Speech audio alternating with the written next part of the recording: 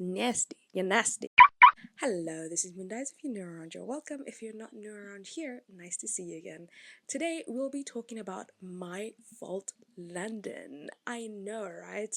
Who would have thought that in the year 2025, I would be making a video about a forbidden romance that is between step siblings?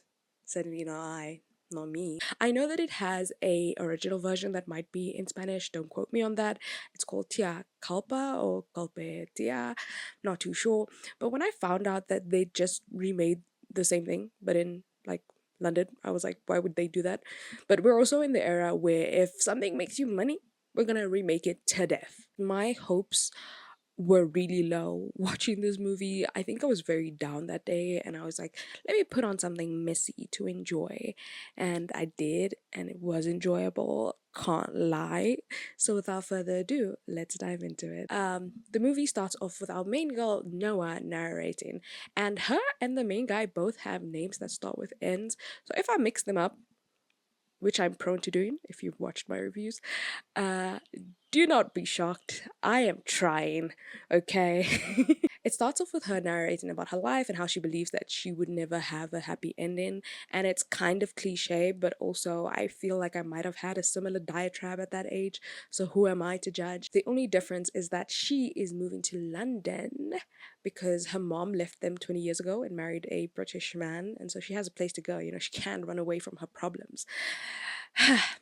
I wish. Packing with her bestie and her boyfriend, it's given Wild Child, and I honestly think they stank of cheating. Like, I just feel like to add salt to the wound, we have to also add a little cheating in there because she doesn't just have to leave this place she's known her whole life. But innocent until proven guilty is what we say. So we'll see what happens because he says he's ready to do this long distance relationship thing. That's how much he cares for her. Sidebar, this boyfriend of hers is from Borders. He is a terrible character in there if you've never watched it. But what jarred me is he was speaking in an American accent the entire time. So I was wondering if they actually ever filmed in America or they just got like Americans and or British people who have really good American accents. And I'm not American, so I can't really say how good his accent is. Like it's not that jarring, okay? It's just very crisp. What, Noah? Annoying. I'm in, okay? Her mother picks her up from the airport and is telling her how much she'll enjoy London.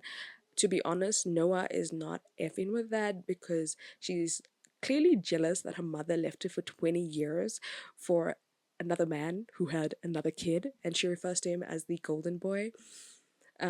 She even makes a comment about how she wasn't at the wedding because they decided to elope, and her mom gives like the most inconsiderate answer, I think, because even if your kids won't enjoy or don't approve of your marriage, and I think that's a big sign because 20 years ago means she was quite young, then doesn't mean they don't get to go to the wedding. Like, what's going on here? When we arrive at the house, it seems that mom has married into money because the house is big and they even have someone who's going to give her a tour of the place. She's trying so hard not to be impressed by it all, but she is. And you can tell, especially when she goes to the garage and she sees all the beautiful cars. I would be too. I'm not really a car girl, but like when I see a pretty car, I act a bit different, you know. She's also concerned about the security because she talks to her mom about that, and that gives us an idea that she is probably running away from something because she starts off with like, I never knew a happy ending. She's forced to move to London. Now it's like, oh, how's the security in this big beautiful home? She meets her stepbrother. They are entirely rude to each other. I guess that's how things work when you're like, our parents are forcing us to act like we're family now, even though we've never met each other before this day. But again, I say her mom left her, so she has more to be angry about. So I'm on her side when she's busy talking nonsense, even though they're both trash at the moment. To each other, not to me. Not to me. Girl, right after meeting her stepbrother, she goes into her room and she's already calling her boyfriend, which I love that for you. You love him. But he does not answer the phone. As I said, he's already stinking of cheating boyfriends. So I'm like, this is weird. This is suspicious. And I know this is a terrible standard to hold someone by, but don't you think that he should have been awake waiting to find out if she arrived safely? Wouldn't a good boyfriend do that? She should be seriously jet lagged, but they are taking her to a gala for the night. And at the gala, she learns that Nick is not. Yeah, that's the right name. Nick is not a spoiled brat because he created an app at 17 and sold it. So that's important for us to note because, like, that's something she clearly appreciates in her men. Also, for a person who does not like him, she is zeroed in on the person he brings to the gala as a date. She cannot get her eyes off of them. Eventually, they leave together because their parents are like, they should go together. And his car is returned to him by the valet, who is another Borders actor. I love him. It doesn't take them long to start arguing in the car, but there is a touchy point for Nick, and it's his parents. And he tells Noah, do not mention my parents.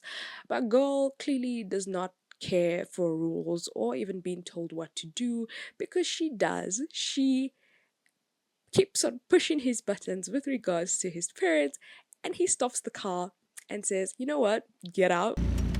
I'd hate to not live up to your expectations. Hey, what are you doing? Why are you getting out of the car? What the hell? Get out. Get out. That's right. And I'm with him because he gave her a warning and she thought that warning did not apply to her. Why? Like, you were the only woman in the car. That was not directed to anybody else, okay? It's still kind of sucky. I can understand that she is new to this country and she's just been left stranded, but why did she do that? I do not understand. I feel like at this point they're forcing the dislike between the two of them. So Nick doesn't completely strand her, and the valet, who is Zach and his friend, comes to pick her up. She is meant to go straight home, but she doesn't, and she goes to the party where he is mad, throws a drink at him, walks away, and she starts to feel woozy because someone spiked a drink she drank. Someone spiked a drink she drank on her way in. I hope that's right. And Nick does find her and find out who spiked her drink, and then he beats him up. I always say that violence is never the answer. I will say I respected what he did there personally. Like, it was, the actor is very good looking, like, straight up. And when he did that, I was just like 10 out of 10. 10 out of 10. He drives her home, gets her in bed, and the next morning things are icy between the two of them because when he found the guy spoke to him as if he was his friend. And if you are a friend with someone who's so clearly willing to commit what he was going to commit, you are not a good person. She decides to stalk him on social media and takes it a little step further and goes and rummages through his wardrobe. I know as humans we have free will and can do whatever we like, but that was definitely a choice considering that she hates him, and also it's weird. Just because you can doesn't mean you should. He does find her in his room and shortly after embarrassing herself, she finds out that her boyfriend is cheating on her. So first thing first, I knew it, and it's with the best friend, so I double knew it. Second, the day cannot, no, third, right? The day can just not give her a break. She tags along with Nick right after that because clearly she doesn't want to be at home by herself thinking about the fact that her boyfriend just cheated on her with her best friend to some race event, and there they quickly separate and she meets a girl named Jenna. They bond over their love of cars, and to be honest, she overshares. She tells her about her dad who is in jail, which I did not know that she used to be in NASCAR youth, that her boyfriend cheated on her. And as a person who struggles to even share things about myself when you ask the right questions, it's baffling, like, personally could never be me, but good for you because now she has a friend. Jenna obviously is friends with Nick because this is a common ploy, right? She gets close to someone that he knows, so we can see that when she's in close proximity to him, like, he's not actually that bad, Maybe it's just her who brings out the bad side out of him. Jenna airs out the fact that her boyfriend cheated on her pretty quick, and I'm like, I just met you. I know I told you, but why are you telling everybody else in the room, right?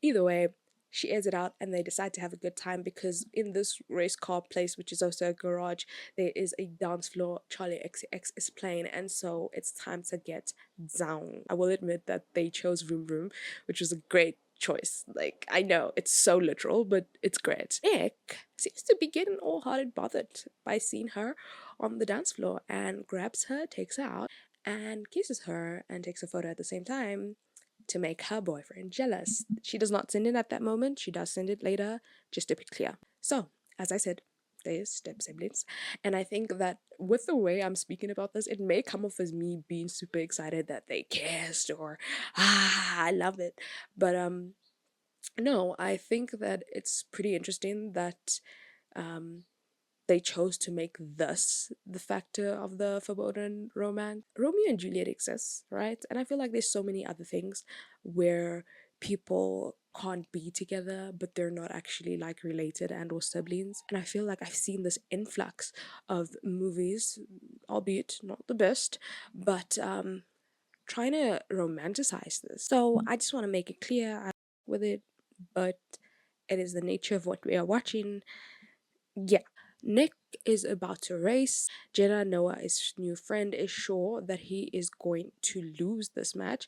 So, you know what? Noah's like, hey, I used to be NASCAR youth. Let me hop in this car and do this race. She does not think about the consequences, and there are consequences because this was supposed to be a race between Nick and some other guy because they have some type of beef. Can't quite recall it, but the man has just come out of jail. So there are going to be consequences, right? Somewhere in between when they're busy racing, he realizes that is not Nick, that is a woman, and her name is Noah. He does not know that her name, but I like that they both have names with ends and sort of rhymed there. And eventually, when they get back to the track, she didn't win. That's a very important fact. And he is pissed, like he's ready to tussle, and does with Nick. But Noah has a panic attack. The police arrive and they get home. Because of what she did, he has to now fight this guy. I think his name begins with an R. Ronnie. Yes. He has to fight Ronnie in a ring to like settle what they were supposed to settle when he was racing. And she clearly does not appreciate violence because from the panic attack, and she does tell us that it's one of her triggers. But why did you involve yourself then? She tells him that we always have a choice, and this annoys me greatly. I hate watching something where someone is so rigid in their views that they don't take into account what's actually happening. Because, first of all, you are the cause of this problem. Second of all, yes, we all do have a choice, but choices have consequences. And I said this man just got out of jail. So if I don't fight him, what do you think is going to happen? Like, I can make a choice, but it will be the dumb choice, clearly. Better I just lose in the ring. Then he's like, I feel great. I'm also... Next morning, the two of them are giving each other the nastiest eyes. Nasty. You're nasty. Okay? In front of their parents. And they do not clock it and instead tell them that they should go on a trip to visit someone named Maddie. Noah assumes that it's like that girl he went to the gala with. Who do you think Maddie is? The... No, Maddie is my sister, and that's my mother. I am also very familiar with this play in the romance genre. So the idea is that I, or you, or the main character, Noah, sees this romantic interest in the light of in his family, right? So you realize just how kind he can be, but to make it extra sweet, you have to add a kid to show you that he can be gentle too, as well as affectionate, and therefore he can be loved or is worthy of your love. But do not fall into this trap, ladies. Do not fall into this trap, people. Do not fall into this trap, men. Just joking. Where's this being presented to? Just because it's cliche doesn't mean it doesn't work for me. It does. They have like a bit of heart to heart, and he explains to Noah that his mom has this condition that as long as he stays away from frights and is good, he can continue to see his younger sister, which he thinks is hypocritical because she used to be an alcoholic, and that's why she left his family before his dad got married to Noah's mom. They also kiss in his mom's house, and at this point, discreetness is an illusion because what are you doing? What are you doing? She knows this is your step sibling. He didn't introduce her to someone else. I'm pretty sure he didn't. Things are icy on their way back home because I think he's thinking over the fight. Noah's belief that he shouldn't do it, the fact that if he does do it, his mom is also going to make him stop seeing his sister, and they sort of separate when they get home. When she gets home, her mom surprises her with her ex-boyfriend. Because man was offered a free flight to London and he took it, despite the fact that they've been broken up for a good while now, right? Which is disgusting. Twe, I would have commended you if you were a woman, but because you're a man, no. I'm not nice, so I would have thrown his ass out. But her, she's her, right? And decides to let him stay as a friend. The next morning is still icy between, and I keep on using the word icy, right? Next morning, things are still a bit strange between Nick and Noah. But to add salt to the wound, Nick meets Noah's boyfriend, and it's not a good interaction, but he leaves, and Noah's boyfriend, who should be begging for her forgiveness, begging, okay, like he cheated, he came here without letting her know, knowing he cheated, her mom doesn't know that he cheated on her, has the audacity to realize that he was the guy in the photo and say that it will never work in this very much condescending tone. Get out right now. Like, do you want me to get somebody and get it done? And she does. So right after that, she goes to see Nick in his room and they have a bit of a steamy moment, and she says, before we can continue, I want you to get him out, which was kind of evil mastermind of her, so I respect that. Still a problem, they're still siblings. And Nick gets it done. He offers the guy £1,500 or dollars, I don't know, either way it's 1,500 to leave, and he does. Likes it. 1,500. I'd have paid 10 grand in cheap shit. Noah and Nick even have like a cute little moment where they burn his cheesy shirts because he stole some of them to make her feel better. Because all good things must come to an end, she finds out that he's still going to the fight, and she rolls up to that fight as if she does not have panic attacks from violence, which confused me, okay? Because I was like, girl, do you think you're Gabriella? Do you think you're gonna arrive, you're gonna look at him and time is gonna stop, and then the Wildcats, sorry, thinking about this too much in the High School Musical context, but did she think she was gonna look at him and it was gonna be like a Troy, and then after that he would have like won the fight or stopped the fight?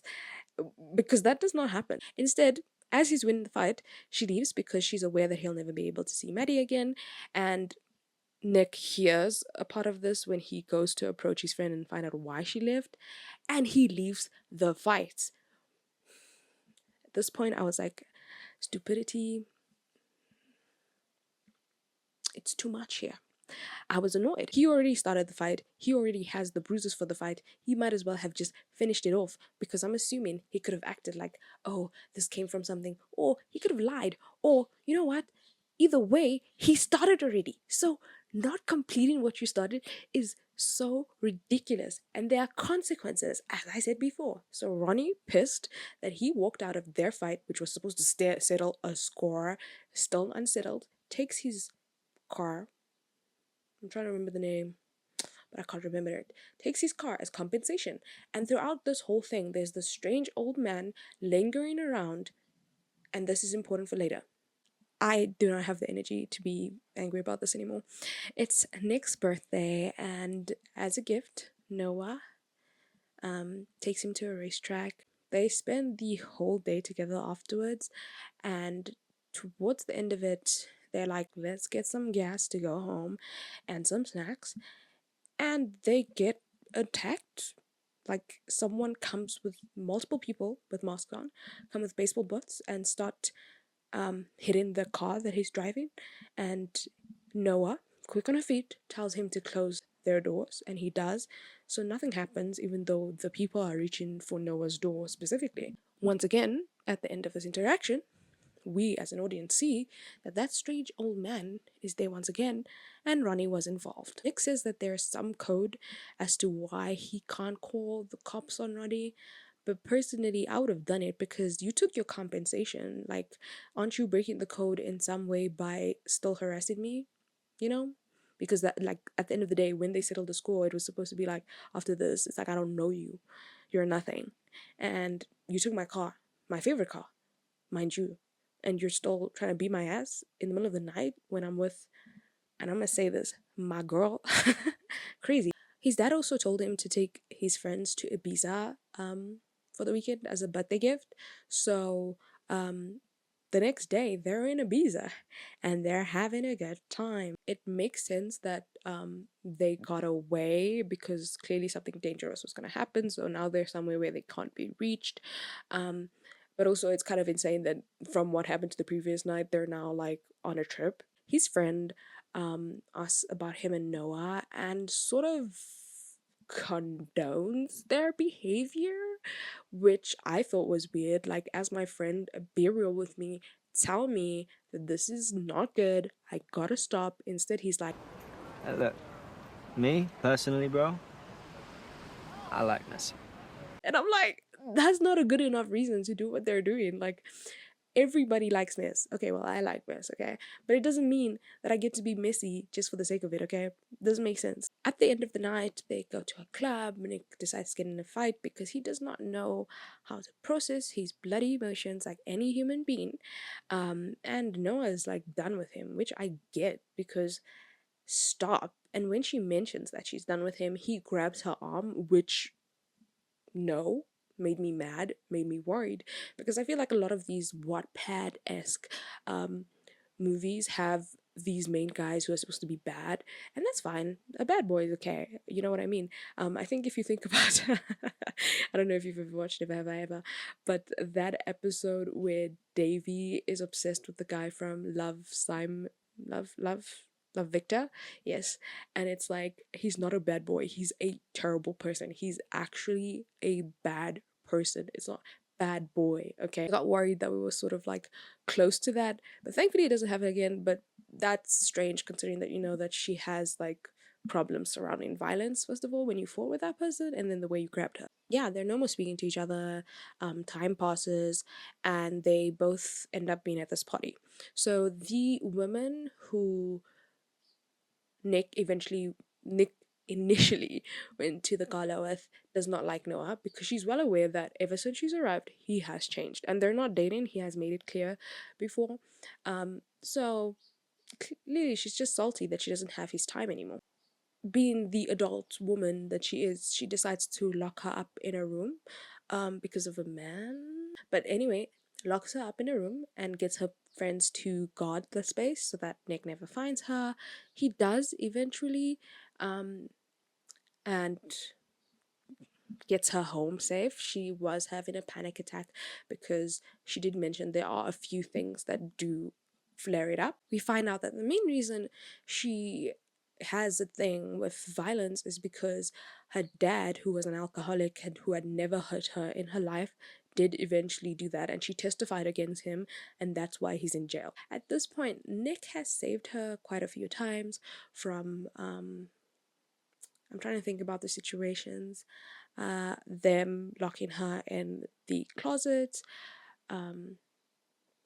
her almost getting dragged, her having a panic attack when they're fighting. And it's interesting because Noah is presented as a very much independent, can handle herself woman, but there's always gonna be this thing of the guy saving her, and I'm fine with that like occasionally, but when it's consistently happening, I'm like, what are you trying to do here? Like, I feel like I like to see someone be able to handle themselves as well, but it's not a problem. I just know that it's a thing that happens often. So the security thing starts to make sense now. Also, the two do the deed and it's given trauma bonding. I'm joking, just a little bit. The movie has created a compelling case, I say this begrudgingly, for them to like each other. Not only do they have things to relate to in terms of their parents and them both being alcoholics, but how their lives turned out entirely different,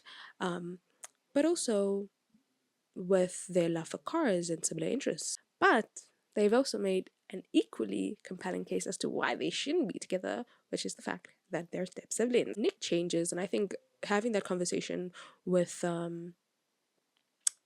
Noah gives him perspective on his mom, and he's a bit more understanding as to why she left him, because she left to get better, not because she wanted to leave, right? And that's actually good compared to what actually happened to Noah. And life seems to be going pretty good until he finds his best friend taped in the garage in one of his cars, beaten and bloody, which made me think, like, what security? What security, guys? Because how did that happen and nobody noticed until they found him? Okay, I don't feel safe here. The cops are now involved, thank God. Though, saying that about cops, uh, wow, never thought that would happen. The cops are now involved because Noah's dad did note when his car stopped coming, and he does know about Noah and her dad, and so he was trying to be proactive to make sure that nothing bad happened. Something bad did happen, but they send Noah and her mom to a hotel far away so that they can be safe without any security. Yeah, that's what they do. And she gets kidnapped. So we find out from the cops that Ronnie, the guy who has been antagonizing Nick, is working with Noah's dad, and that's why things have been escalating. When she gets kidnapped, I feel bad for her because her dad has endlessly disappointed her in her life, and when he comes out of jail, it doesn't seem like he repented. He's just like, okay, on to the next thing to traumatize you about.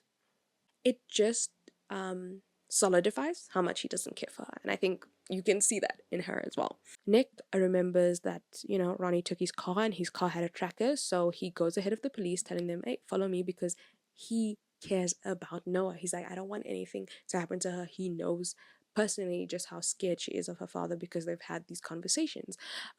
He manages to get there. He fights Ronnie, wins, but does sustain an injury, so he is bleeding out. Noah's father, on the other hand, is like, quick, quick, we gotta get out, and makes Noah drive them away because she's a good driver. Then they're having a chase. So I said I like cars, I like chases, personally, but it was just so much at this point because he'd just been stabbed, and by him I mean Nick, and then it's like, okay, they know where the criminal is, but no, we can't just end it here on a good note. Now we have to go like on a car chase, and how the car chase ends, Nick positions his car in front of Noah's and they end up in an accident. Guys, I love drama, but we gotta know how to balance it, okay? So yeah, it works out, if you can believe it, with Noah's dad getting shot by the police because he's about to shoot her when she runs for Nick post the accident. Fast forward 6 weeks later, and they're at the pool having a good time. Noah seems to have healed. Sorry, their names, guys. Nick seems to have healed, and Noah and Nick are still having their little relationship. Their parents still do not know, but before we end this movie, they ask themselves, like, they seem pretty close, like, do you think they're doing what we think they're doing, or they're doing what they should not be doing? And they're like, no, not possible, because if they did that, then it would be like catastrophic, and the movie ends. This was a good movie, like way better than I expected. I said I put it when I was down, and then it was entertaining, and it is entertaining. Like the drama, the cars, the money. To be honest, the budget was really good compared to the original, because I think I watched the trailer afterwards or before, and that's why I know it's a remake, right? And you can tell the difference. I felt the wealth division through my screen, and it does a good job of immersing you into like the lives that Noah and Nick live. Okay, so it had really good music, the acting was actually quite good, the plot was good if you ignore the fact that they refused to let go of the step siblings trash. And yeah, I didn't expect to like it, but I did, and it annoys me just a bit. I do know that there are or three other movies have been confirmed right after the first one. That's hectic. And I don't know if I'll tune into all of them, but if you want me to, I'll give it a try, because I never thought I was going to tune into this one. I hope you enjoyed this video as much as I enjoyed making it, and you know, if you have fun, check me out on all my other social media, like they are linked below, and I'll see you next time. Bye.